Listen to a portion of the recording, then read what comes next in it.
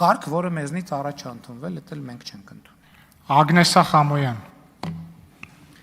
Շնորհակալ եմ։ Դուք այստեղ հիշեցիք ձեր 4 դասարանի շարադրությունը,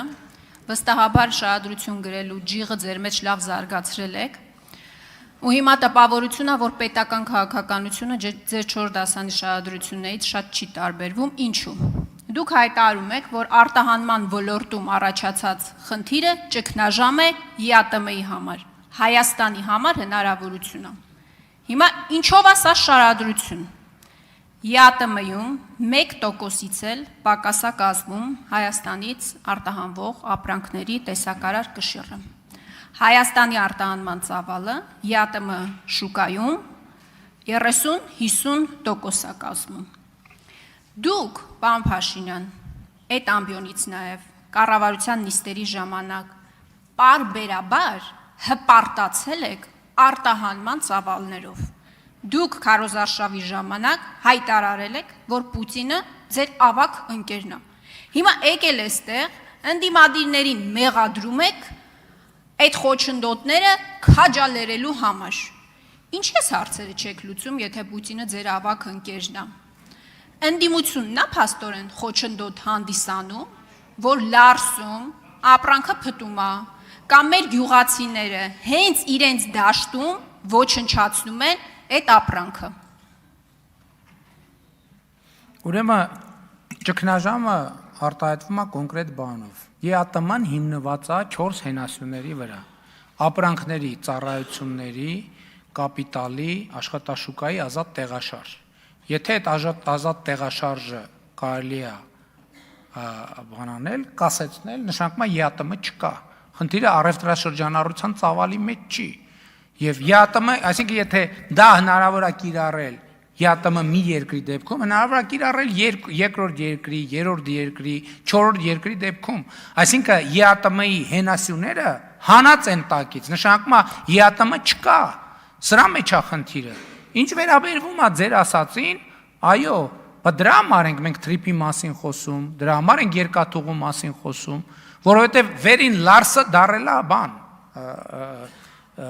Հայաստանի տնտեսության ալֆան եւ օմեգան։ Մենք ասում ենք Հայաստանի չի կարա այդպես լինի։ Եվ այո, ինչի արդյունքում է վերին լարսը դարձել Հայաստանի տնտեսության ալֆան եւ օմեգան։ Մեր հայտնի պատկերացումների շրջանակում։ Եվ ել չեմ ասում, որ փառք Աստծո Հայաստանի տնտեսությունը նորմալ վիճակում է եւ իմիջիայլոց գործընկերը արտահայտություն արեց, ասեց բազմաթիվ են խնդիրները։ Այսօր մեր իրականության մեջ էս էլ բանի խնդիր է, մտածողության բանաձևի խնդիր է, չէ՞։ Կամ բազմաթիվ չլուծված խնդիրներ, կամ բազմաթիվ խնդիրներ։ Ես էլի մի հատ վերջերս մի հատ լուր եմ իմացել, ուզում եմ ձեզ հետ կիսեմ եւ խորհրդանի եւ հանրության հետ։ Աշխարհում ուրեմն պարզվում է չկա մի երկիր, որտեղ չկան բազմաթիվ խնդիրներ։ Չկա տենց երկիր։ Չկա գեթ մի երկիր, որտեղ չկան բազմաթիվ չլուծված հարցեր։ Չկա այդպիսի մի երկիր։ Մի հատ ուրիշ ավելի զարմանալի նորություն ասեմ։ Պարզվում է, երբեք չի եղել։ Ոչ թե կոնկրետ 2026 թվին է այդ իրավիճակը առաջացել։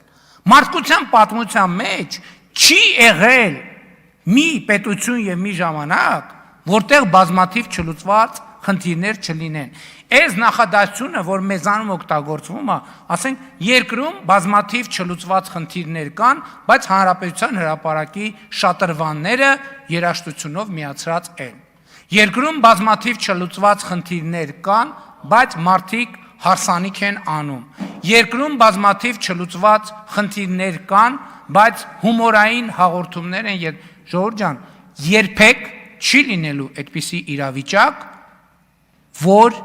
երկրում չլինեն չլուծված խնդիրներ, որովհետև ցանկացած մի խնդիրի լուծում իր հետ առաջաբերում բազմաթիվ նոր խնդիրներ։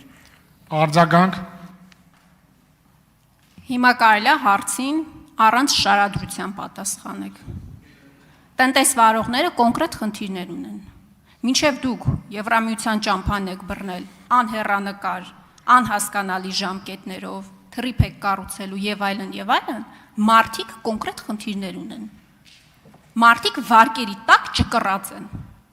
Գյուղատնտեսները ասում եմ իրենց բերքը հենց իրենց դաշտում ոչնչացնում են։ Հիմա առանց շարադրությունների նորից եմ խնդրում։ Դուք ասել եք այդ հարցերը լուծելու եք։ Ինչի չեք լուծում։ Նախ ձեզնից զգացվում է, որ դպրոցում չնայած դա պարտադիր կրթական ծրագրի մաս է, շարադրությունից, այսինքն շարադրության նկատմամբ ձեր կամահարական վերաբերմունքը ցույց է տալիս, որ դուք թելադրության կողմնակից եք, եւ ընդհանրապես ձեր քաղաքական ուժը Հայաստանի Հանրապետությունում գործում է թելադրության ժանրից։ Երբ որ ձեզ բան են անում, թելադրում են, դուք էլ գրում եք։